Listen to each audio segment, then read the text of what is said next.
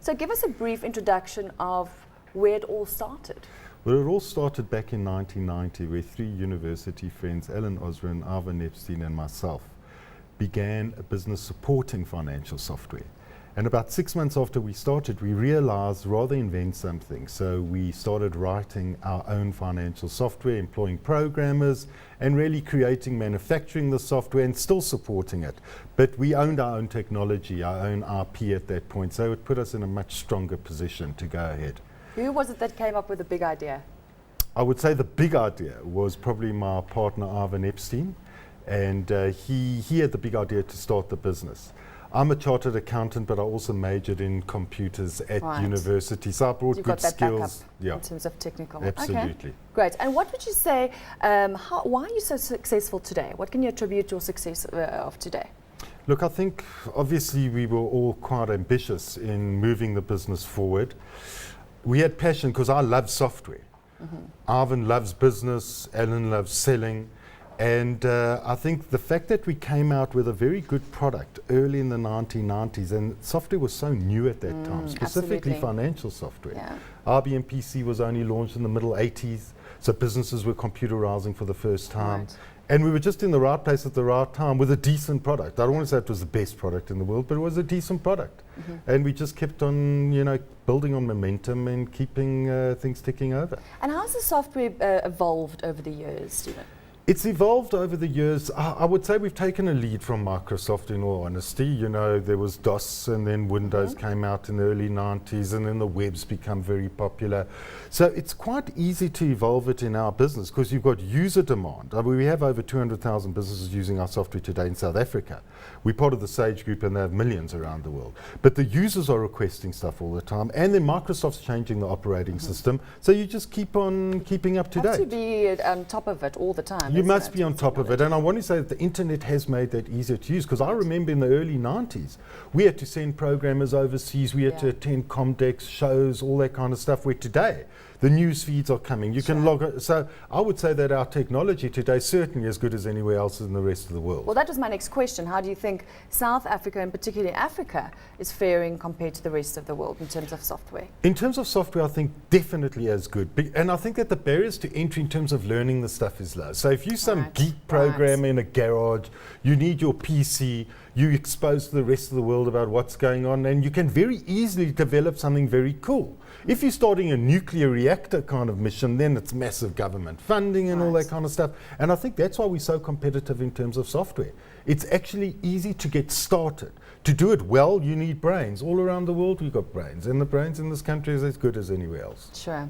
So let's talk about the patents and how to protect your software. It's quite a controversial topic, won't you say? It's specifically controversial. And I just want to, for the user, make 3 things quite clear. You have patents, which cover inventions. You have copyright, which mainly covers literature. And then you have trademarks, which is like the Coca-Cola brand or the Pastel logo. Software has been particularly difficult. Our country here, CIPRO, say that you can't patent software. So we fall under really the copyright story. So imagine writing a book. If you write software, there's source code, they call it, which is just lines of code. It's like an essay, a long essay with logic. So it's very difficult to patent software. In fact, you can't patent software. Copyright, it's hard to enforce.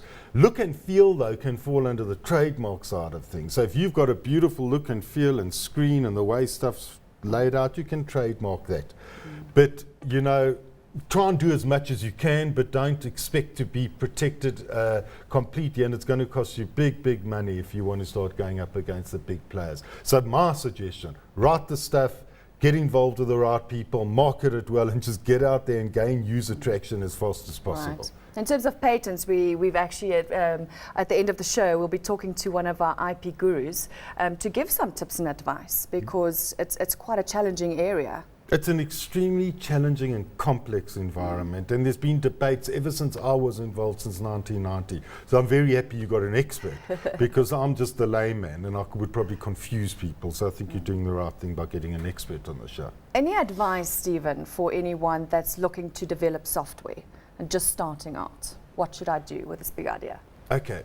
Assuming you've got a big idea, that's a great thing. Then choose the right tools that you're going to use Just like a mechanic needs good spanners and all that kind of stuff, your software tools, the language you decide to write in, be absolutely up to date with what's going on in the world, which is very easy because of the web. So you must decide, am I designing it for the cloud? Am I going to have a rich interface on the desktop, which is going to, in a connected services kind of way, work? Just be sure about what the major trend is now, but also know that it changes quickly. So you've got to keep on top of it, design it well. Yeah. Because if you're in an industry where things are going to change so quickly and your design's all cumbersome and locked down, it's going to be so difficult to morph it in 1 or 2 years when it changes. Right. So I would say choose your tools well, design it well, make it flexible, and just make it very relevant. And test it out with people. And make sure your interface is good and pleasing to the eye. Because I call my developers artists, in fact. It's not a boring industry. Yes, Look at like the Apple iPad, for instance. You look at that, it's an absolute joy. It makes you want to use the thing. Yeah. So make sure your interface is cool and intuitive and test that out with people. But my most important thing is make sure your architecture is nimble. And also at the end of the day, get an expert in for advice on how to protect it, isn't it? Do that. But as I said, it's hell of a complicated. Rather bring out your software as fast as possible and market it through the right channels.